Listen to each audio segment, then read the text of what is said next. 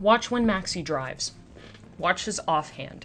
He's very careful about how far he can extend that offhand. There it is right there.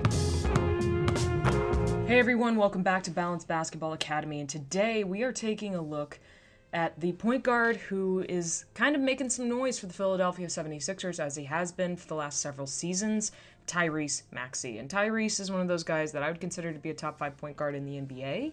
You can debate me in the comments if you'd like. I would love to see what your opinions are on that. But regardless, his training methods are really solid stuff to look at overall. I've taken a look at some of these videos, and I'd like to share them with you and my thoughts as somebody who is a former college basketball player and now a trainer. I guess I should say my name. My name's Jordan, by the way, and today we're going to take a look at what TYRESE Maxey does for his training. But before we do that, just make sure you like, subscribe, make a comment if you really are feeling spicy. It helps the channel out a lot and helps me dig out of the bottom of the YouTube algorithm. Thank you very much, guys, and let's get into the video. Nah, ain't no jinx, baby, when you hard work. Ain't no jinx, auntie. Not when it's hard work. No, I'm serious. So for guards, obviously a lot of people crap on the mic and drill, and they think that it's a waste of time. And I say that the mic and drill will adjust. It can be adjusted to your skill level and what you're actually going for, and it gets you a ton of reps up. It is a good drill, but if you use it the same way that a second grader would use it, you're probably not going to get as much out of it as the second grader will. TYRESE Maxey is not doing a basic mic and drill. He is doing these hooks with both hands because he would need to be able to finish with a hook like that over bigger, stronger defenders, because a simple layup straight up might get blocked. And basketball is a game of inches. And so, if you get those couple extra inches with that hook, that little bit of space, that's the difference between a made shot and a missed shot. A won game and a lost game. A good season and a bad season. Right? It kind of compounds. This is one of those drills where it's micing, but he's doing it in a way that's very guard specific. On top of that, on those last 2 reps right there, so he misses this, or he makes that, yeah, he misses that one. You'll notice that he's going off of the opposite foot. The most athletic, not even athletic, the most skilled guards at any level of basketball are people who can go off of either hand, jump off of either foot, and finish from pretty much anywhere within the second half of the paint. For NBA players, it might just be the paint in general. Good, 1. Get up on level 2, get outside. There you go. We got it. Get it back. Yep, outside of it. There you go. That's it right there. He's putting a little bit of English on the ball, and that is another thing that the mic and drill would afford you, is the opportunity to get up a lot of reps where you're able to dictate how much English that you want to put on the ball.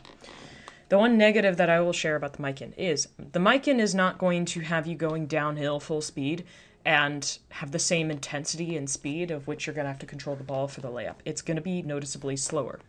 But it is still going to teach you a lot of very valuable things about how to put English on the ball, about where you want to put the ball on the glass, about, you know, whatever kind of touch you want to do, where you want to put your hand. It's going to get you a lot of easy reps. It's kind of the equivalent of like shooting spot jumpers. It's not going to be a game-like shot in the sense that it's going to be like high speed, but you can get a lot of value out of it. And that's what's happening right here. You'll notice the English, or he's spinning, right? His pinky is going towards the backboard, right?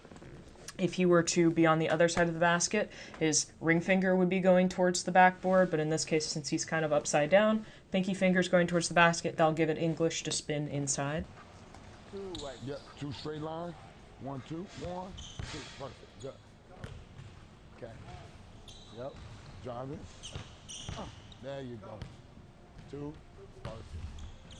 So, the beauty of this little move, the coach, Chris Johnson, calls it an L-step. And the thing about the L-step that's really key, that Maxey likely already knows, which is why it's not being said, is you cannot do a move like this unless you make really good contact with that player. If you were to just run alongside your defensive player and then you do the L-step, you give them space and you give them an opportunity to close out on you.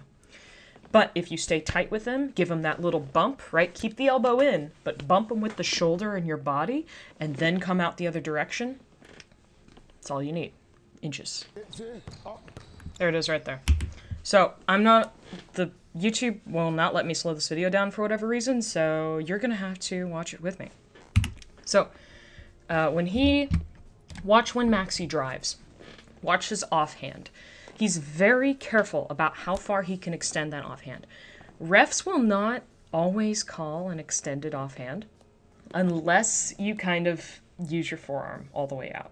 Right? If you're all the way out here, that's bad. But if you keep it tight, if you keep it fairly close to your body, you can give these little shoves, and the ref's not really going to notice. And unless the defender really sells it, you're kind of in the clear. So he's going to talk for a little bit right here. Watch. He has that left elbow there, and he pushes off just a little bit.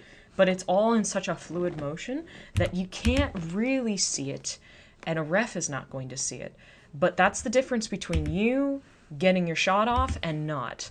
And he gets that beautiful shot off, of course. Hang. Oh, right there. Good. So that little hang dribble you can get away with now because they're not going to call it a carry. Hang. You got that step, boom, boom, right? Before he brings his hand to the ball, I didn't pause it quite enough. What he could do is he could do a little inside out and keep attacking if that defender decides, oh, wait, he's about to shoot, and they pull their hand up. It can work either way depending on the read. Right now they're working on the jump shot read, but this can become a drive where it's a little hezzy drive. Hezzy, and he can drive if he wants to, but instead he gets into that shot. Because if the defender stays back and you have enough room to shoot, you shoot the basketball. Drop. Right there. Good. Perfect middle. So the trainer brings up to bring that right hand up like you're going to shoot the ball, right? So by bringing that right hand up, it is just a mini fake that the defense can jump on where they think they're doing that hezzy into the shot. By bringing that right hand up, they're like, oh, he's about to gather the ball. But if you don't bring your hands together, then you're fine, and he can hit one more dribble, boom, into that shot. That is a good counter read for a additional pull-up instead of just for the drive. That's one of your best ones. You notice here how he is not going one speed. He's going multiple different speeds, right? He comes into this slow, fast, and then nice and slow again. Not slow, but like a medium speed, right? There's an ebb and flow to the way that he's doing this move. Right? There's that ebb and flow right there. It makes it more believable when he does something like that because it keeps the defense on their toes. If he were to do that entire thing at one speed, it's less effective. It's less interesting. Even though he's a fast guy, it would be not as good of a move objectively, no matter how fundamentally sound he is. That speed is so important.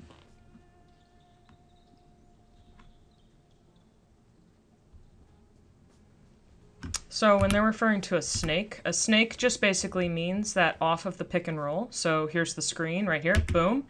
Once you get around that screen, the defender is chasing you. The way to add yourself some time and to get the screener, more juice out of the screener essentially, is to now dribble in front of the screener so the defender has more room, or excuse me, more ground to cover in order to get to you.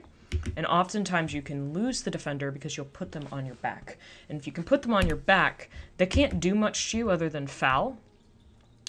Whereas if they're on your side, they could get a steal from you, or they could, potentially block your shot. But if you snake, you can lose a defender by doing that. It's a really smart way to be able to kind of just peel that defender off of you. And he's working on this screen read right here. So here it comes again. He's snaking, boom, and then he's making a move on a secondary defender, which in this case is a little pop-up tent. What he is telling Chris, what Chris is telling Tyrese to do is once you get, you got to get him ready for the screen. When you get a guy ready for the screen, you have to bring them down to the level of the screen and then get that angle from there. A lot of young players will not do this. They will run a pick and roll in which they have them and their defender, and here's the screen, and then they'll just run that way instead of getting to the level of the screen and then running across it laterally like that.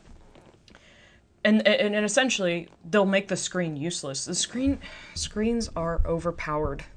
They're so overpowered in basketball. They are the best thing in basketball as far as, like, just getting players off of you, getting open, being able to do all kinds of crazy stuff. Whoever invented the screen, how you slip that into the rule book, my guy, I don't really know, but I appreciate you. But they're really easy to run improperly, and when people run them improperly, they're like, well, screens are not working. It's like, no, it's because you're not doing the screen right. Obviously, you see, I've hit a nerve.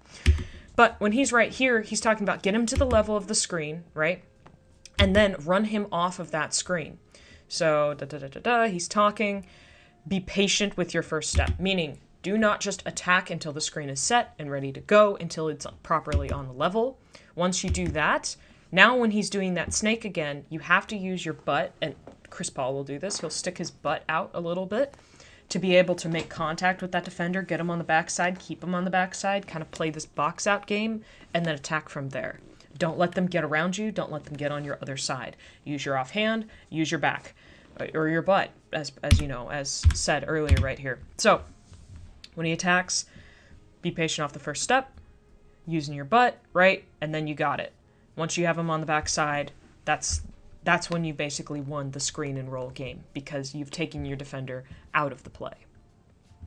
Here it is right here. He gets him to the level of the screen, pushes him off, makes contact with him, gets him to stop, and then explodes off of that contact.